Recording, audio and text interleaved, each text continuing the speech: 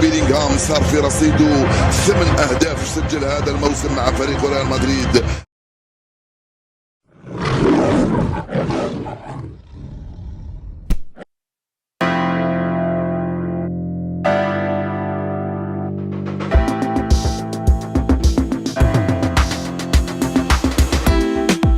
السلام عليكم، أسعد الله أوقاتكم. مرحبا بكم في فيديو جديد. ريال مدريد يحقق فوزا كبيرا على لاس بالماس ويظفر بالصدارة. إليكم ملخص مباراة ريال مدريد ولاس بالماس. حقق ريال مدريد فوزا كبيرا على حساب ضيفه لاس بالماس 1-4 أهداف لريال مدريد يوم الأحد في الجولة 20 من الدوري الإسباني لكرة القدم.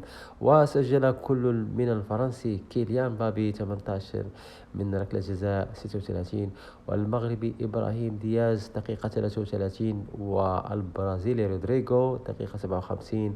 هدف الفريق الملكي فيما استقبلت شباك ريال مدريد هدفا مبكرا بعد مرور 26 ثانية على بداية المواجهة بواسطة مهاجم لاس بالماس فابيو سيلفا.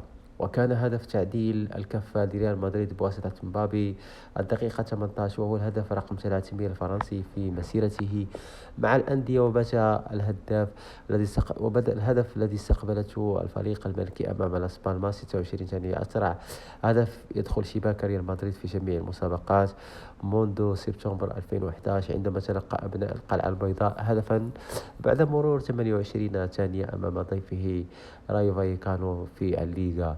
وظفر ريال مدريد بالصدارة ب 46 نقطة، مستغلا جاره أتلتيكو مدريد الوصيف ب 44 نقطة أمام مضيفه ليغانيس. ويحتل برشلونة المركز الثالث ب 39 نقطة.